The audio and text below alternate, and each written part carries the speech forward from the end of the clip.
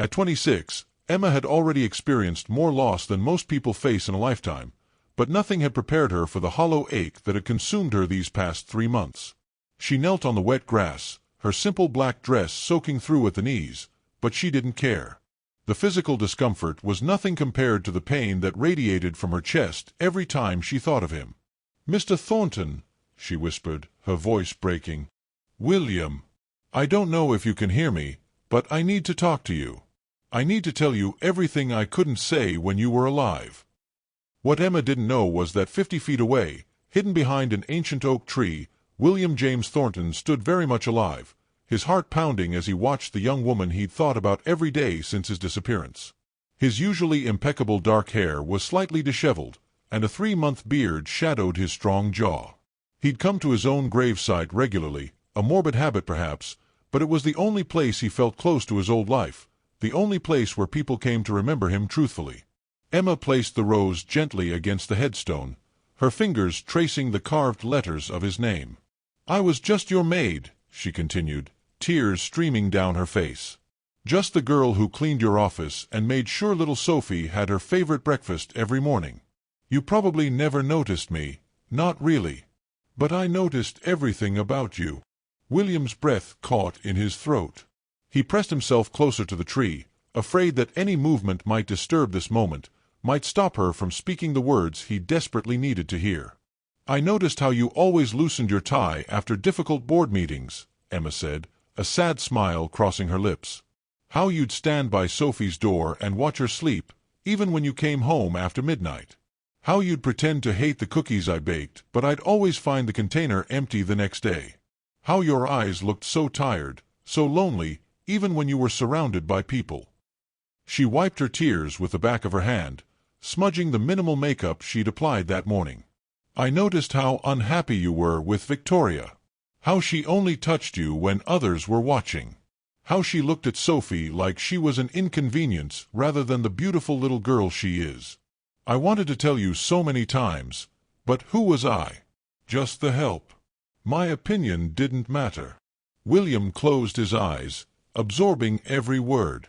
Victoria Blackwood, his fiancée, the woman who had seemed so perfect on paper, sophisticated, from an influential family, socially adept. The woman who had, he discovered just before his staged death, been embezzling from his company and planning to have him killed once they were married. The woman who saw his daughter as nothing more than an obstacle to his fortune. "But there's something else," Emma said, her voice dropping to barely a whisper. "Something I need to confess, even though it doesn't matter anymore. Even though you'll never know." William leaned forward, straining to hear. "I fell in love with you," Emma breathed out, as if the words had been trapped inside her for so long that releasing them physically hurt. "I know it was foolish. I know it was inappropriate. You were my employer, a billionaire, engaged to a woman who belonged in your world. And I was just me. A girl from the wrong side of town who cleaned houses to pay off her mother's medical debts." Fresh sobs shook her shoulders. "But I couldn't help it. Every morning when I bring you your coffee, black, no sugar, extra hot, and you'd look up from your papers and give me that tired smile and say, 'Thank you, Emma.'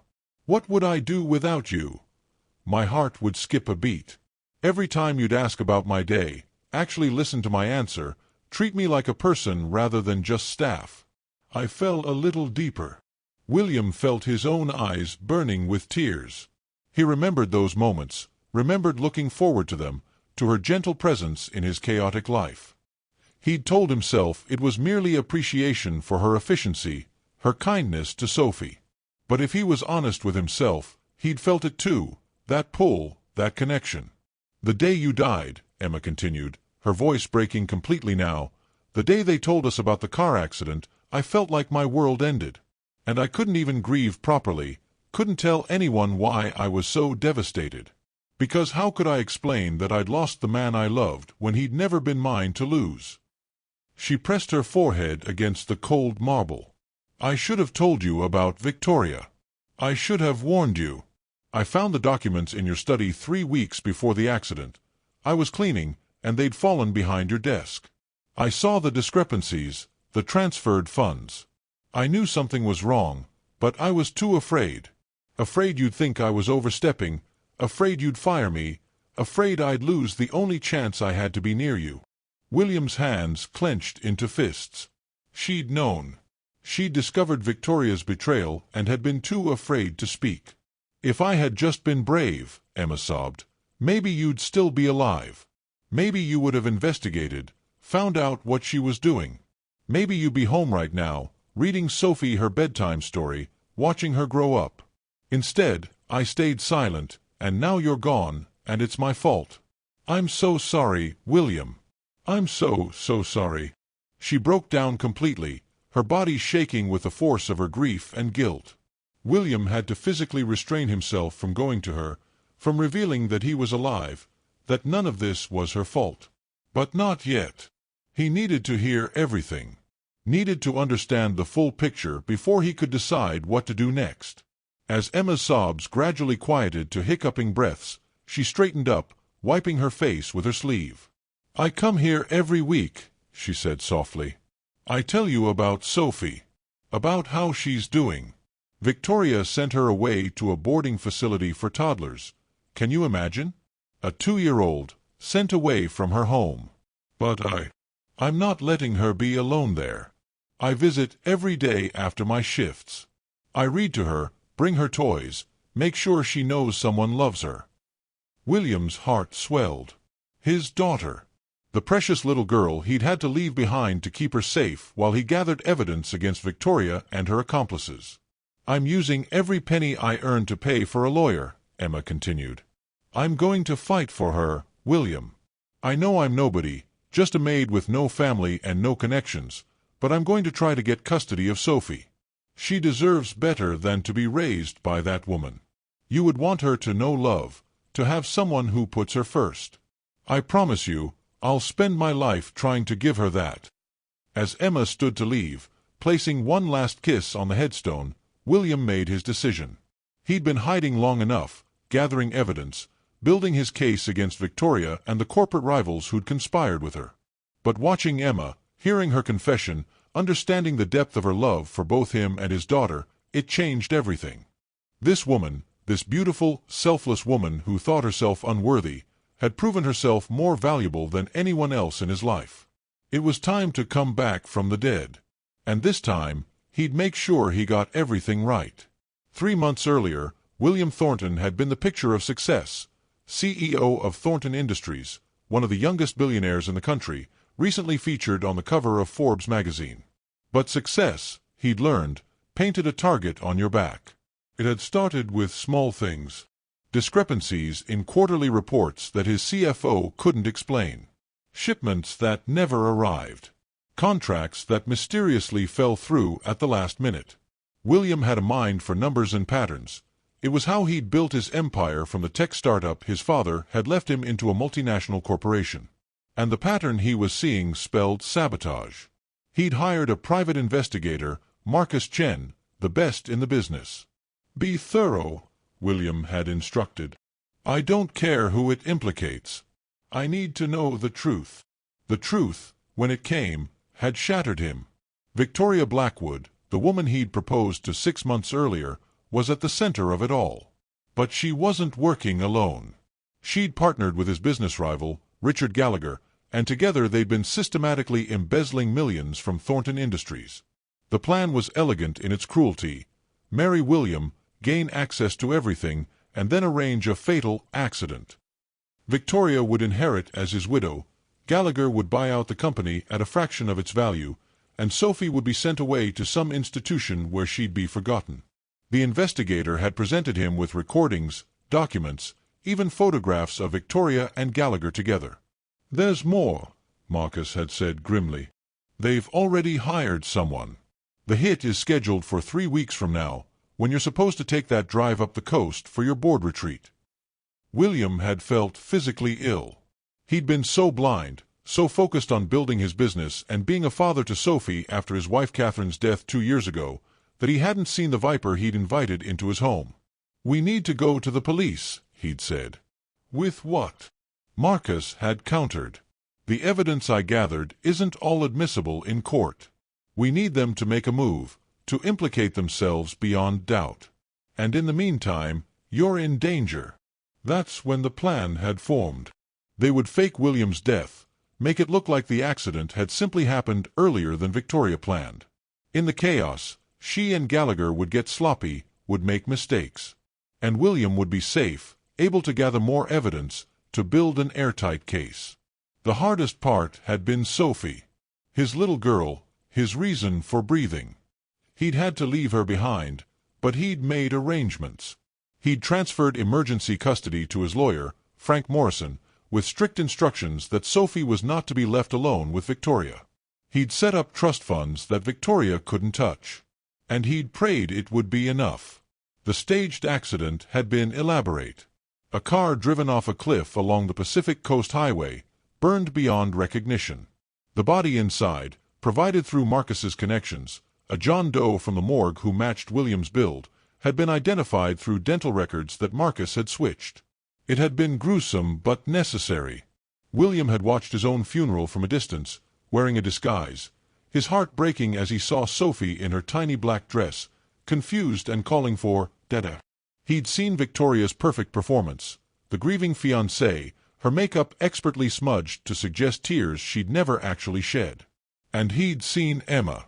Emma Carter had stood at the back of the crowded cathedral, her face pale and drawn, her hands clutching a simple handkerchief. She hadn't been crying then, she'd seemed too shocked, too numb. But William had noticed her. In truth, he'd always noticed her.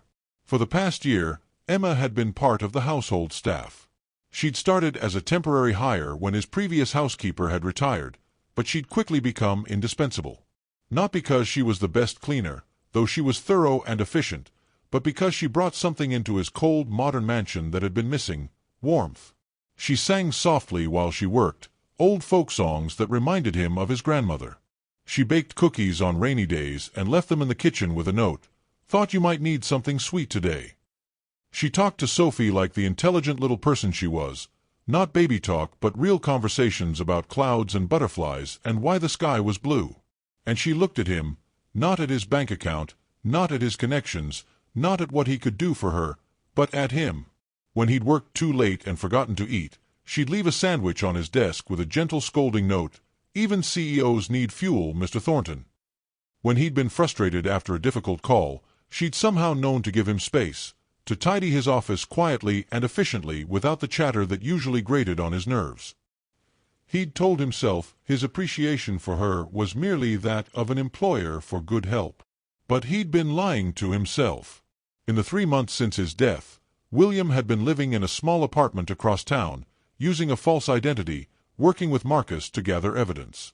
They'd bugged Victoria's phone, tracked her movements, documented every meeting with Gallagher.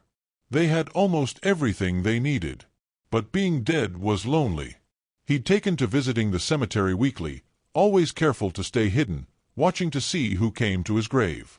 Victoria had come once, for the sake of appearances, checking her phone the entire time. Business associates had come and gone. But Emma came every single week, sometimes twice. He'd watched her bring flowers, watched her sit by the grave and just talk. He'd never been close enough to hear what she said until today.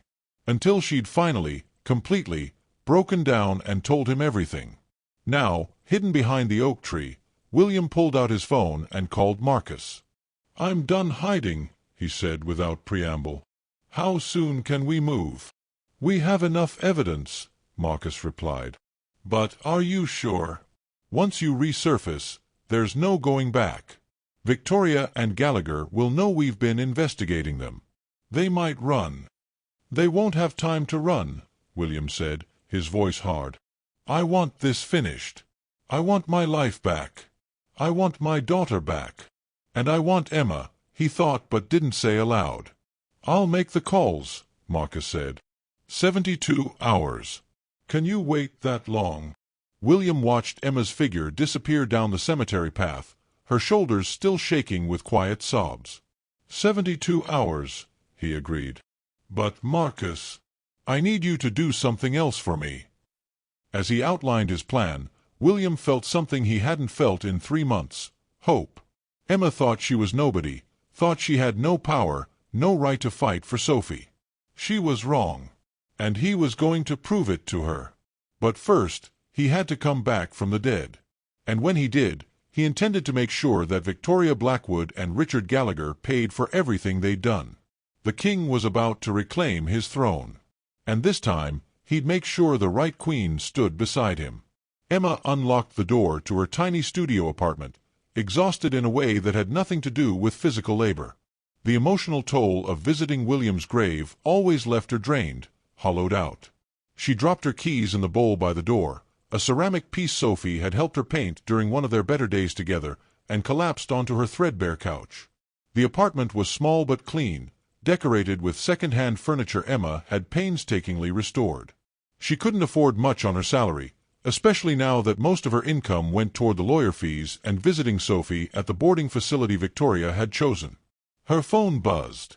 A text from Margaret, the kind-hearted nurse at Little Stars Academy where Sophie was being kept.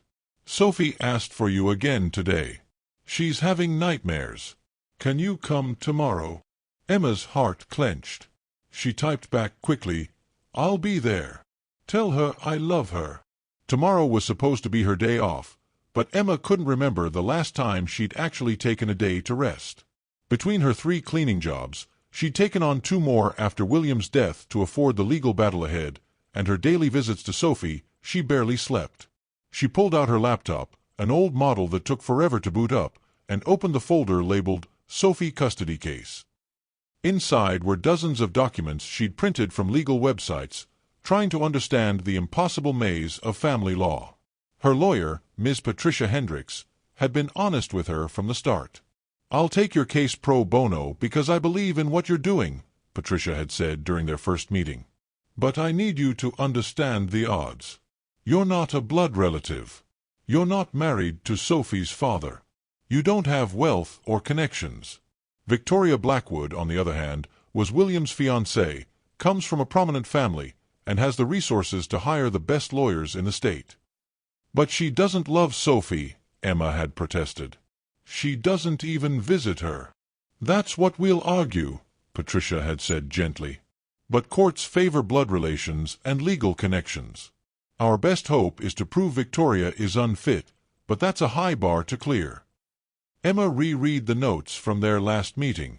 They needed evidence of Victoria's neglect, needed witnesses willing to testify, needed to build a case that would convince a judge that a 26-year-old former maid with no family would be a better guardian than a wealthy socialite. It seemed impossible. Her phone rang, startling her. The number was unfamiliar, but Emma answered anyway. Hello, Ms. Carter. This is Frank Morrison, William Thornton's attorney. Emma sat up straight. She'd met Mr. Morrison once, at the funeral. He'd been kind to her, had seemed to understand that her grief was deeper than that of a mere employee. Mr. Morrison, how can I help you? I'd like to meet with you tomorrow, if possible. It's regarding Sophie's custody situation. Emma's heart raced. Has something happened? Is Sophie okay? Sophie is fine, he assured her quickly. But there are some developments I need to discuss with you. Can you come to my office at 2 o'clock tomorrow afternoon?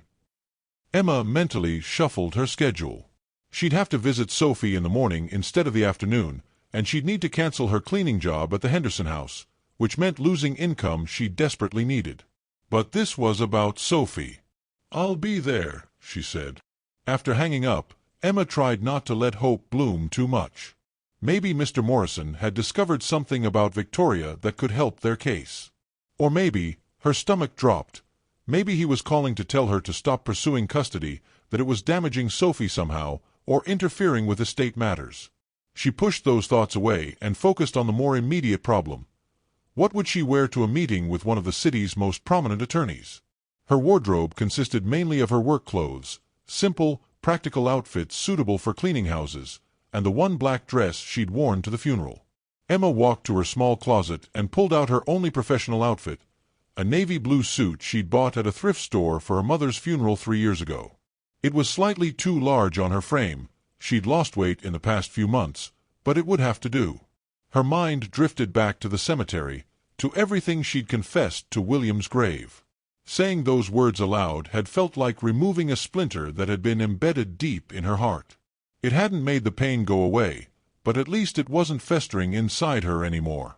She thought about the first time she'd really seen William, not just as her employer but as a person.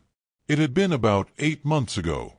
She'd arrived early for her shift and heard piano music coming from the music room, a space she'd always found locked before.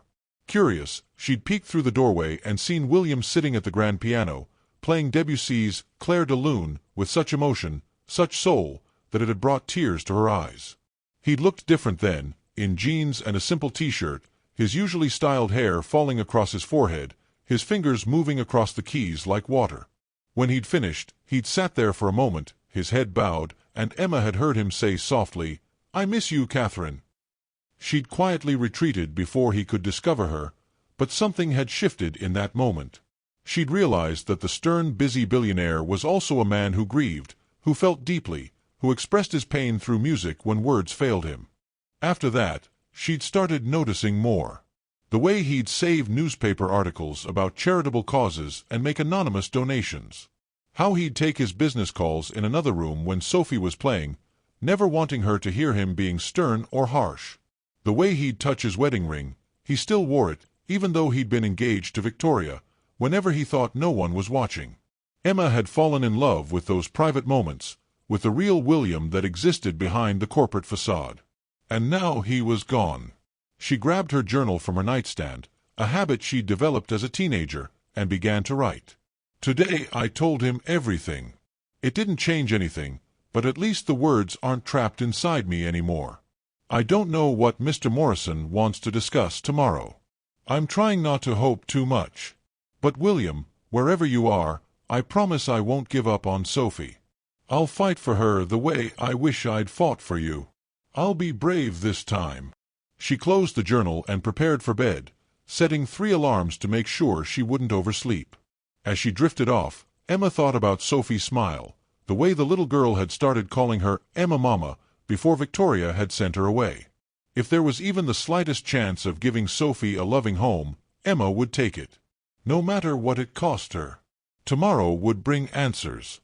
Tonight, she would rest and gather her strength. She didn't know that across the city, in a small apartment she'd never seen, William Thornton was also awake, also thinking of her, also planning for tomorrow. She didn't know that everything was about to change. But she would soon. Frank Morrison's law office occupied the entire 20th floor of the Thornton Tower in downtown Manhattan. Emma felt out of place the moment she stepped out of the elevator into the sleek, modern reception area with its floor-to-ceiling windows offering a panoramic view of the city. The receptionist, a polished woman in her 30s, smiled warmly at her. "You must be Ms. Carter. Mr. Morrison is expecting you. Please, follow me." Emma clutched her worn purse. The navy suit had looked better at home than it did here among the marble floors and expensive art, and followed the receptionist down a hallway lined with portraits of Thornton Industries history. She paused briefly at a photograph of William cutting a ribbon at a hospital he'd funded, Sophie toddling beside him in a tiny dress. Her chest tightened, but she forced herself to keep walking. The receptionist opened a heavy mahogany door. "Ms. Carter is here, Mr. Morrison." "Thank you, Rachel. Please hold my calls." Frank Morrison was a distinguished man in his 60s with silver hair and kind eyes behind wire-rimmed glasses. He stood as Emma entered, gesturing to a comfortable leather chair across from his desk. "Ms. Carter, thank you for coming on such short notice. Please, sit down." Emma sat, her posture straight despite her nervousness. "You said this was about Sophie?" "Yes," Frank said, sitting back down. "But before we discuss that, I need to tell you something. What I'm about to share with you is highly confidential and will sound completely unbelievable. I need your word that what's said in this room stays in this room." Emma's confusion deepened. "Of course, but I don't understand." "Ms. Carter, what if I told you that William Thornton is alive?" The world seemed to tilt. Emma gripped the arms of the chair, certain she'd misheard. "What? William is alive?" Frank repeated gently. "His death was staged as part of a complex operation to expose a criminal conspiracy. He's been in hiding for the past 3 months, gathering evidence against those who sought to harm him and steal his company. Emma couldn't breathe. Her mind reeled, trying to process words that made no sense. That's impossible. I saw the funeral. The news reports. His grave. She stopped, thinking of the grave she'd visited just yesterday, where she'd poured out her heart. Horror washed over her. If he's alive, then where is he? Why hasn't he come back? Sophie, her voice broke. Sophie thinks her father is dead. How could he do that to her? To protect her, a deep voice said from behind her. Emma spun in her chair and gasped. Standing in the doorway, looking thinner than she remembered, with a beard and longer hair, but unmistakably, impossibly alive, was William Thornton. "Hello, Emma," he said softly. She stood on shaking legs, unable to form words. This had to be a dream, or she was having some kind of breakdown. People didn't come back from the dead. She'd touched his grave. She'd cried at his funeral.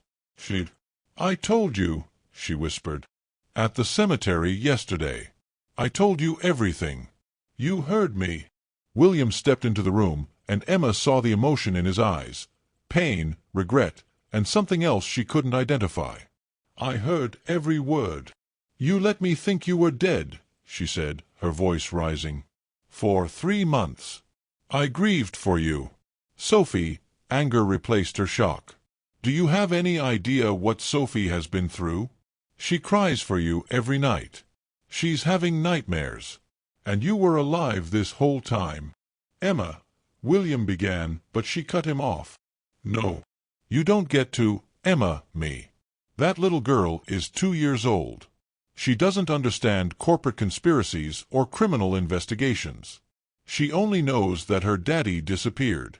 And you," tears were streaming down her face now, tears of anger and relief and confusion all tangled together. "You let her believe you were gone." "You're right," William said, and his voice was thick with emotion. "You're absolutely right. I made choices that hurt the 2 people I care about most, and I'll spend the rest of my life trying to make that right. But please, sit down. Let me explain everything." Emma wanted to refuse, wanted to walk out of this office and away from this impossible situation. But she thought of Sophie, and she sat down. Over the next hour, William told her everything. The investigation. The embezzlement. Victoria's conspiracy with Richard Gallagher. The planned assassination. The decision to fake his death. The 3 months of gathering evidence while watching his daughter from a distance, unable to hold her, unable to comfort her. "Tomorrow," he finished, "Victoria and Gallagher will be arrested. The evidence Frank and I have compiled is irrefutable. But that means I need to return from the dead, publicly. There will be press conferences, legal proceedings, and a media circus. It's going to be complicated and messy and frankly terrifying." Emma listened to all of it, her emotions in turmoil. Relief that he was alive warred with anger at his deception, confusion about why she was here warred with a dangerous, inappropriate hope. "Why are you telling me this?" she finally asked. "Why not just come back? You have your lawyer, your company, your resources. Why involve me?" William and Frank exchanged a glance. Then William pulled his chair closer to Emma's and sat down, his eyes intense on hers. "Because I heard what you said at the cemetery," he said quietly. "I heard you blame yourself for my death. I heard you say you were trying to get custody of Sophie. And I heard you say—" He paused, and Emma saw vulnerability in his face that she'd never seen before. "I heard you say you loved me." Emma's face burned. She looked away, mortified. Those words had been meant for a dead man, a confession she'd never have to face the consequences of. Having him here, alive, knowing what she'd said, it was unbearable. "I'm sorry," she whispered. "That was inappropriate. I was your employee, and I had no right." "Emma, look at me." She couldn't. "Please." Slowly, she raised her eyes to his. "You had every right," William said. "Because for the past year, I've been lying to myself about my own feelings. I told myself that looking forward to seeing you every morning was just appreciation for a good employee. That I requested you specifically for certain tasks because you were efficient. That I lingered in rooms you were cleaning because I was busy thinking about work. But the truth is, I noticed you, Emma. I noticed your kindness, your intelligence, the way you loved my daughter. I noticed how you made my house feel like a home again. And I was falling for you, but I was too blind, too committed to a relationship I'd built for the wrong reasons, to admit it to myself. Emma's heart hammered in her chest. William, I know the timing of this is terrible, he continued. I know I have no right to ask anything of you after what I've put you through. But I need you to know that when I was hiding, watching my old life from a distance, the two things I missed most were Sophie and seeing your face. You brought light into my life when I didn't even realize I was living in darkness. Frank Morrison cleared his throat.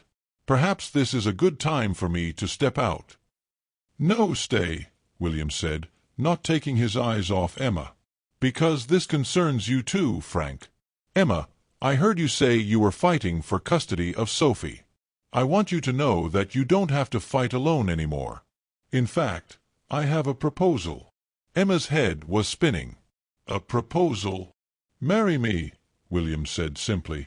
Emma stood up so fast her chair rolled backward. What? No. Absolutely not. That's insane. Is it? William stood too, his expression earnest.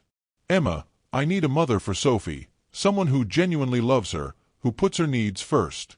You're trying to become her guardian anyway, fighting an uphill legal battle that might take years. As my wife, you'd have immediate legal standing. Victoria couldn't touch her. You could bring Sophie home where she belongs. So this is a business arrangement, Emma said, hurt despite herself. A marriage of convenience to protect Sophie. It would start that way, William admitted. But Emma, I can't promise you roses and romance right now. My life is about to become a legal nightmare. But I can promise you that I care about you, that I respect you more than anyone I've ever met, and that if you give us a chance, if you give me a chance, I'll spend every day trying to be worthy of the love you confessed yesterday.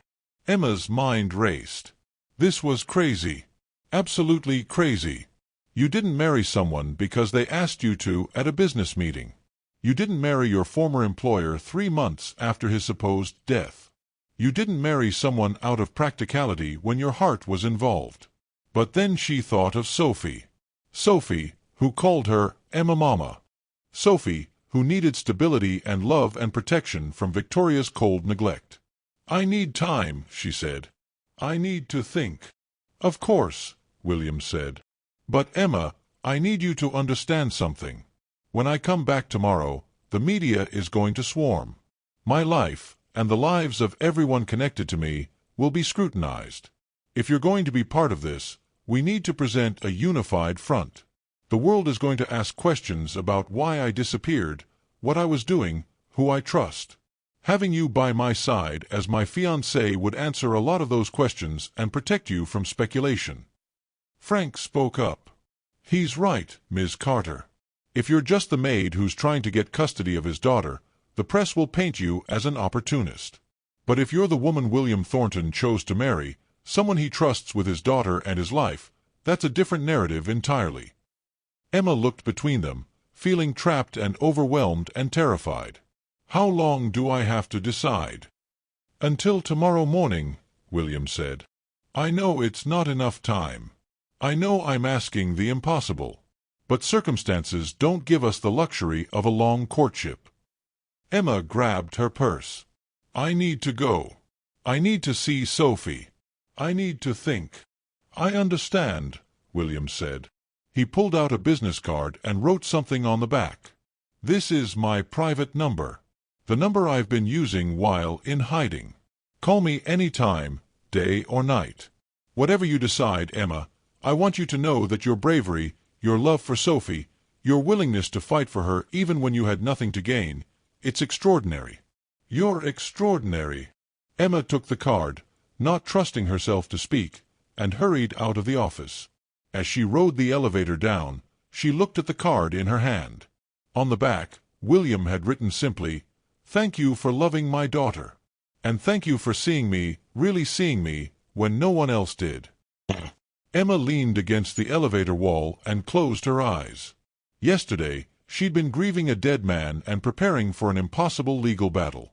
Today, he was alive and asking her to marry him. Tomorrow, the world would know the truth. And Emma had one night to decide if she was brave enough to step into a life she'd never imagined could be hers. Emma didn't remember the subway ride to Little Stars Academy. She moved on autopilot, her mind stuck in an endless loop of William's words, "Marry me." 2 words that had changed everything and nothing all at once.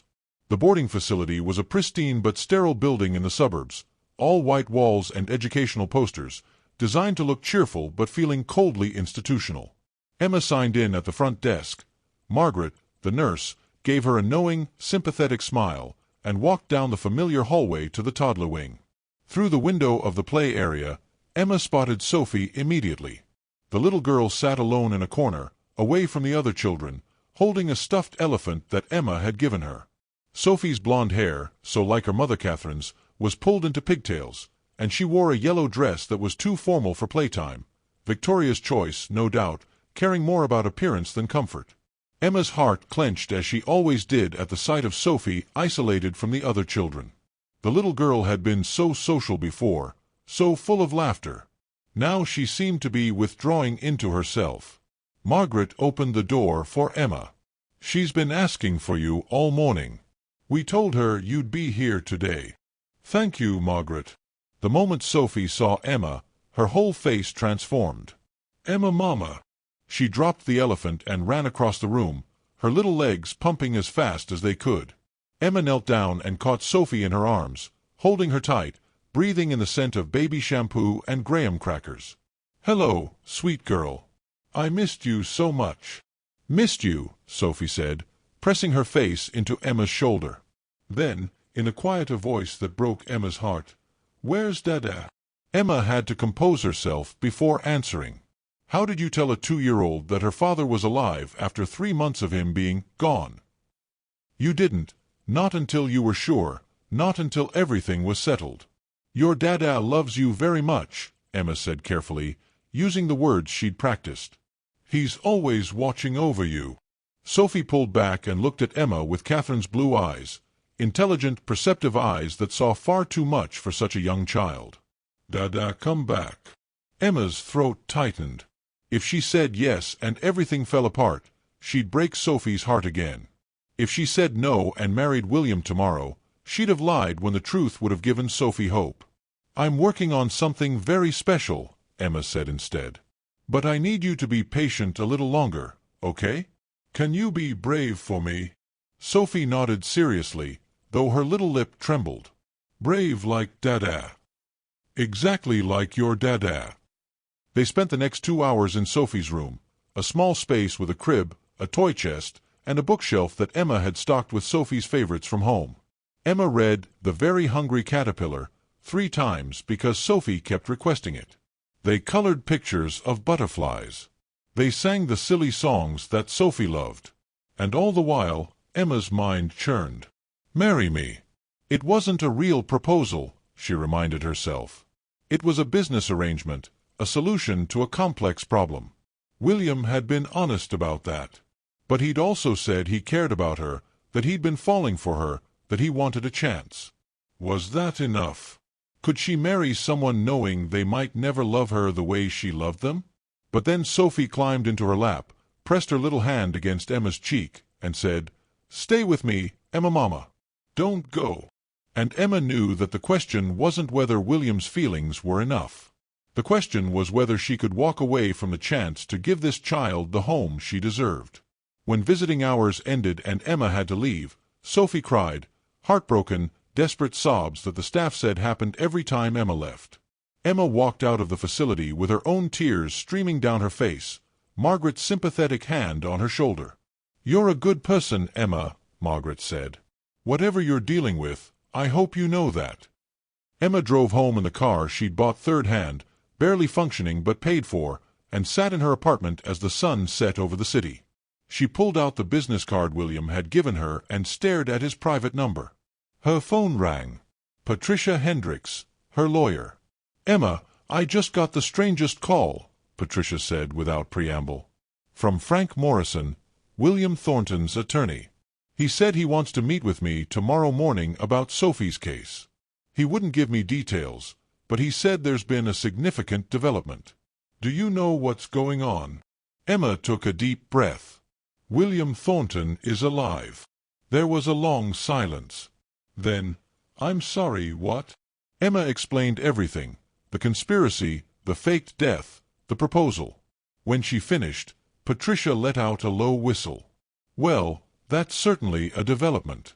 Emma, I have to ask you something, and I need you to be completely honest with me. Do you want to marry William Thornton?" "I don't know," Emma admitted. "If I marry him, it solves everything, doesn't it? Sophie gets her father back. I get to be her legal guardian. We become a family. But you're in love with him, and you're afraid he's only doing this for practical reasons." "Yes," Emma whispered. "Here's what I think," Patricia said. "In my 20 years of practicing family law, I've seen people marry for all kinds of reasons. Love, money, citizenship, convenience, spite, you name it.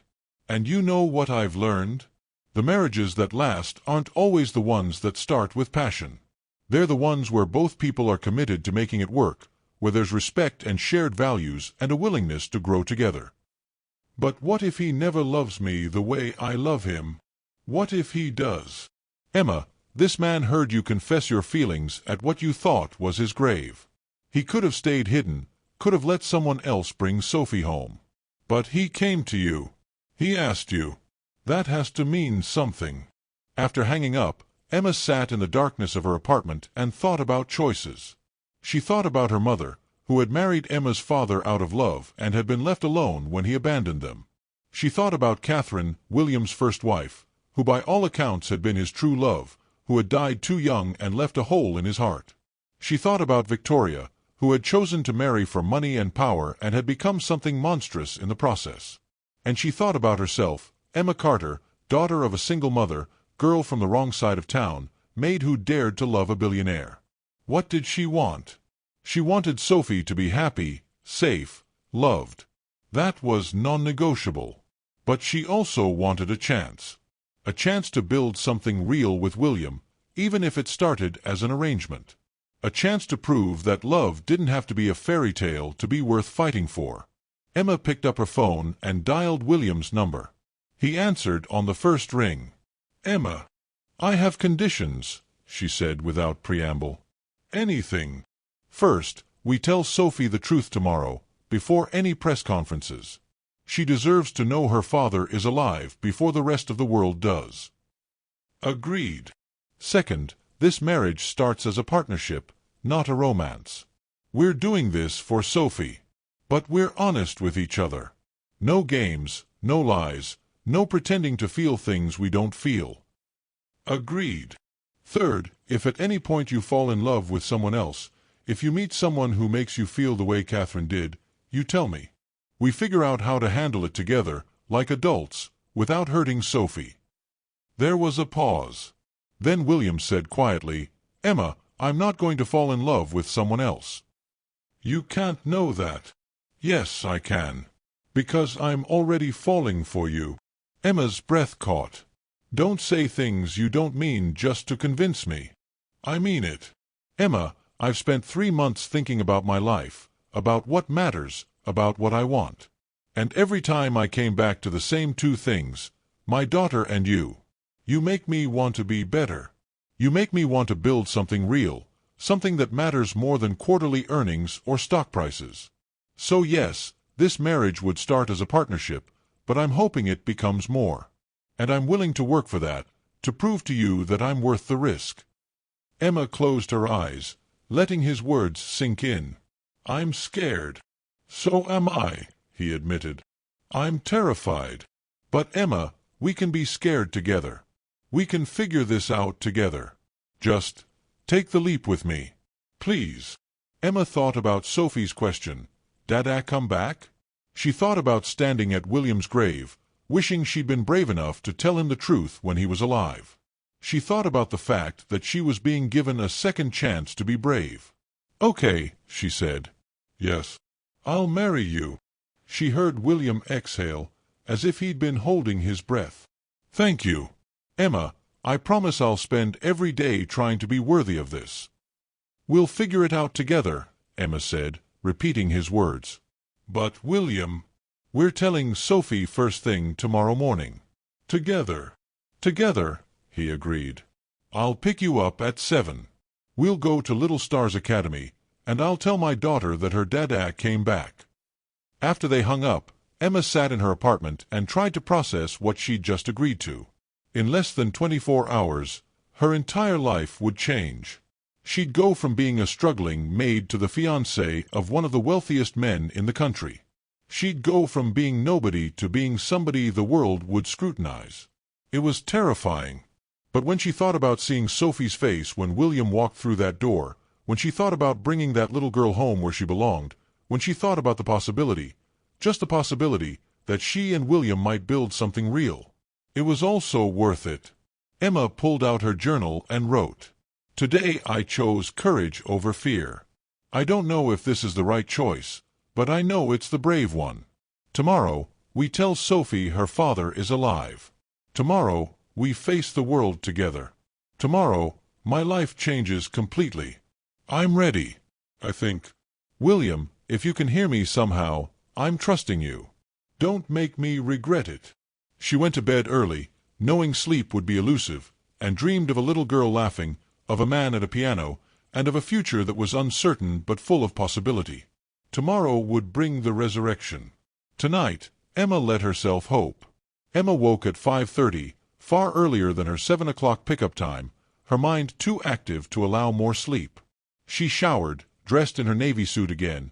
It would have to do until she could figure out what one wore to announce they were marrying a billionaire, and tried to eat breakfast. The toast sat untouched on her plate as she stared at her phone, half expecting William to call and say he'd changed his mind. At 6:45, her phone did ring, but it was Patricia. "Just wanted to wish you luck today," her lawyer said. "You're doing the right thing, Emma. For Sophie and for yourself." "I hope so. I know so. Call me later." "I will." At exactly 7 o'clock, there was a knock on Emma's apartment door. She opened it to find William standing there, clean-shaven now, his hair trimmed, wearing jeans and a simple sweater rather than a suit. He looked more like the man she'd glimpsed playing piano than the CEO she'd known. "Hi," he said softly. "Hi." For a moment they just looked at each other, the weight of what they were about to do hanging between them. Then William said, "Are you ready?" "No. But let's go anyway." They took William's car, not the flashy sports car he'd driven before, but a modest sedan he'd been using while in hiding. The drive to Little Stars Academy was quiet, both of them lost in thought. "I've been thinking about what to say to her," William finally said. "How do you explain to a 2-year-old why her father disappeared?" "You tell her the truth," Emma said. "In terms she can understand. That you had to go away to keep her safe, but you thought about her every single day, and now you're back and you're never leaving again." "Never leaving again," William repeated.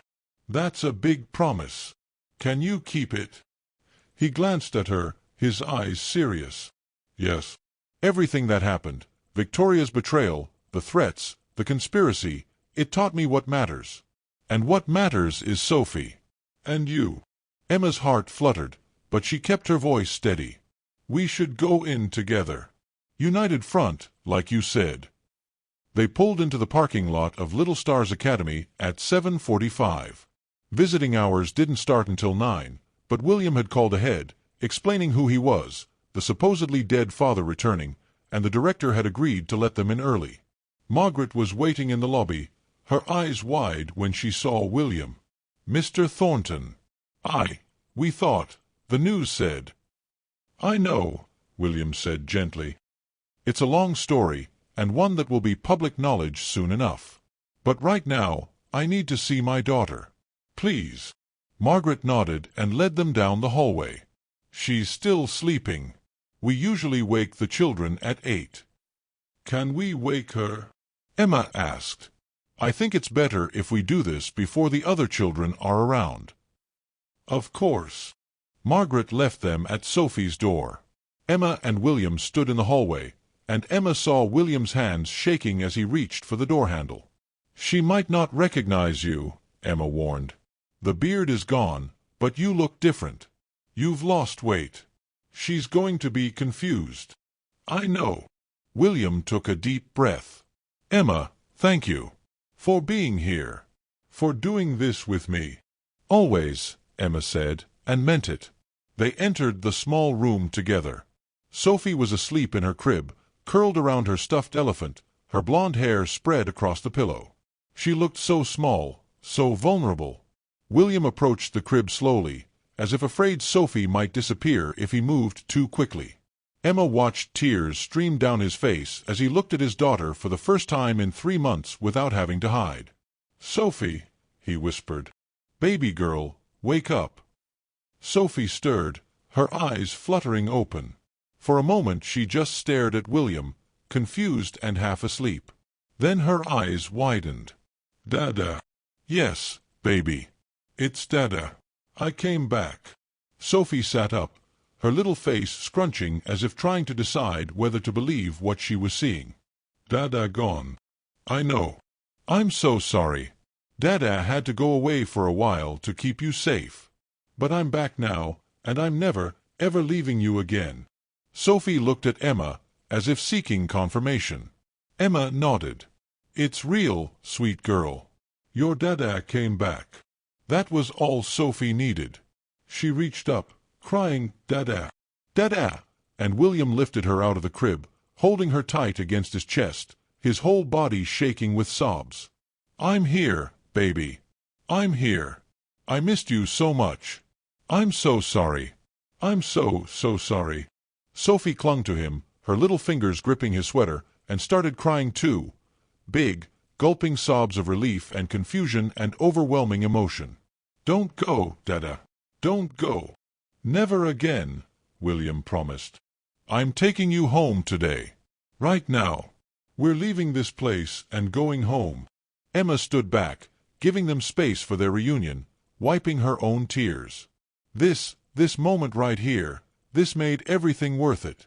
The fear, the uncertainty, the crazy decision to marry a man she barely knew. Seeing Sophie in her father's arms again, seeing them both whole, made it all worth it. After several minutes, Sophie's sobs quieted. She pulled back to look at William's face, touching his cheeks, his nose, his hair, as if to confirm he was real. Then she noticed Emma standing nearby. Emma, Mama. She reached for Emma, and William shifted so that Emma could come closer. Sophie grabbed Emma's hand, pulling her toward William until the three of them were in a circle, connected. Family, Sophie declared with the certainty only a toddler could have. Dada and Emma, Mama and Sophie. Family. Emma and William's eyes met over Sophie's head, and something passed between them, an understanding, a commitment, a promise. Yes, William said softly, looking at Emma. Family. 2 hours later, after paperwork had been signed and Sophie's belongings had been packed, they left Little Stars Academy as a family. Sophie sat in her car seat in the back, chattering happily about going home, occasionally reaching forward to touch William's shoulder as if to make sure he was still there. We need to go to my apartment first, William said. Frank is meeting us there with the documents we need to sign before the press conference. Press conference. Emma's stomach knotted. At 2 o'clock. We're announcing my return, the arrests of Victoria and Gallagher, and our engagement. All at once. It's going to be a lot. Emma looked down at her outfit. I can't go to a press conference looking like this. William smiled, the first genuine smile she'd seen from him. Actually, I have someone coming to help with that. I hope you don't mind, but I took the liberty of hiring a stylist. She'll have options for you. A stylist. Of course. Because this is my life now. Hey! William reached over and took her hand. We're doing this together, remember? I'll be right beside you the whole time. Emma squeezed his hand back. Together. William's apartment, the one he'd been hiding in, was modest compared to his mansion, but still nice. A woman in her 40s was waiting in the living room with several garment bags. "Mr. Thornton, Miss Carter," she said warmly. "I'm Rebecca. I have several options for you, Emma. Shall we?" While Emma was fitted with clothes, Rebecca had somehow gotten her measurements exactly right. Frank Morrison arrived with a stack of documents. Emma emerged from the bedroom in an elegant navy sheath dress that actually fit properly, to find William signing papers at the dining table while Sophie colored beside him. "Your turn," Frank said, gesturing to the documents. "Marriage license. We'll have a private ceremony this afternoon, before the press conference. Nothing fancy, just you, William, Sophie, and me as witness. Is that acceptable?" Emma sat down and picked up the pen. This was it, the point of no return. She looked at William, who was watching her with an expression she couldn't quite read. "Are you sure?" she asked. "I've never been more sure of anything," he replied. Emma signed her name. The ceremony, held in Frank's office at noon, was simple and quick. Sophie served as their ring-bearer, proudly carrying a velvet box with the wedding bands William had somehow procured that morning. As they exchanged vows, simple, standard vows, nothing flowery or romantic, Emma tried not to think about how different this was from what she'd imagined her wedding would be. But when William slipped the ring on her finger and said, "I promise to honor and cherish you, Emma, and to work every day to build a real partnership, a real family with you," she saw sincerity in his eyes that made her believe this could actually work. At 2 o'clock, they walked into a conference room at Thornton Industries where a crowd of reporters waited. Sophie held Emma's hand on one side and William's on the other. William stepped up to the microphone, still holding Sophie's hand, and the room exploded with camera flashes and shouted questions. "Please," William said, his voice calm and commanding. "I'll make a statement, and then I'll take questions." He explained it all, the discovery of the conspiracy, the threats against his life and his company, the decision to fake his death to protect Sophie and gather evidence. He announced that Victoria Blackwood and Richard Gallagher had been arrested that morning on charges of embezzlement, conspiracy to commit murder, and fraud. And then he said, "I also want to introduce you to someone. This is Emma Carter, who was a member of my household staff before my disappearance. In the months since, she has fought tirelessly to protect my daughter, visiting her daily, pursuing legal custody, and showing more love and dedication than I could have asked for. This morning, Emma became my wife." The room erupted. Reporters shouted questions. Cameras flashed. Emma felt overwhelmed by the noise and attention, but William's hand found hers and squeezed. "Emma is my partner," William continued, his voice cutting through the chaos. "She's Sophie's mother in every way that matters. And while our relationship may have started unconventionally, I can tell you that I have never respected anyone more, never trusted anyone more, and never been more certain that I made the right choice." A reporter shouted, "But you were engaged to Victoria Blackwood. How long have you been involved with your maid?" William's jaw tightened. "Emma is not and was never my maid. She's an intelligent, compassionate woman who happened to work in my home. Our relationship developed after I discovered Victoria's betrayal, during the time I spent observing from a distance and realizing what truly mattered in life. Any suggestion of impropriety is not only wrong but insulting to a woman who has shown more integrity than anyone in this room." Emma felt her eyes burn with tears, good tears this time. The press conference lasted another hour. Through it all, William never let go of either Sophie's hand or Emma's. He answered questions honestly, defended Emma fiercely, and made it clear that his priorities had shifted. "For years, I measured success by profit margins and market share," he said at one point. "I built an empire, but I was losing what mattered most. My daughter deserved better. I deserved better. This experience taught me that the only wealth that matters is the people you love and who love you back. I'm grateful for a second chance to get it right." When it was finally over, they left through a back entrance to avoid the remaining reporters. William had arranged for them to stay at a hotel that night. The mansion was still considered a crime scene, and there were things that needed to be sorted before they could move back in. That evening, After Sophie had fallen asleep in the hotel suite's bedroom, exhausted from the emotional day, Emma and William sat on the couch in the living room. An awkward silence stretched between them, husband and wife, but still strangers in so many ways. "Thank you," William finally said, "for today. For being strong when I needed you to be. For standing beside me." "We're partners," Emma said. "That's what partners do." William turned to face her. "Emma, I meant what I said at the press conference. About respecting you. About being certain. I know this all happened fast, and I know you agreed to this primarily for Sophie. But I want you to know that I'm committed to making this real. To building something with you that's based on more than convenience." Emma studied his face, seeing the sincerity there. "I'm scared," she admitted. "I'm scared that I'll love you more than you love me. That I'll always be second to Catherine's memory. That you'll wake up one day and regret this." "Catherine will always be part of my past," William said gently. "She was my first love, and she gave me Sophie. I won't pretend otherwise. But Emma, she's gone, and I spent 2 years grieving her before I even met you. What I feel for you isn't about replacing her or comparing you to her. It's about moving forward, building a future. And yes, it's scary. But the best things in life usually are." He reached out and tucked a strand of hair behind her ear, his fingers lingering on her cheek. "Give us time. Give me a chance to prove that this can be more than a business arrangement. Can you do that?" Emma leaned into his touch, making her own leap of faith. "Yes, I can do that." They sat together in comfortable silence, and Emma thought about journeys. How sometimes the path to where you need to be isn't straight, how sometimes you have to go through darkness to find light, how sometimes the most unlikely partnerships become the strongest. She thought about the girl she'd been yesterday, crying at a grave, believing she'd lost everything.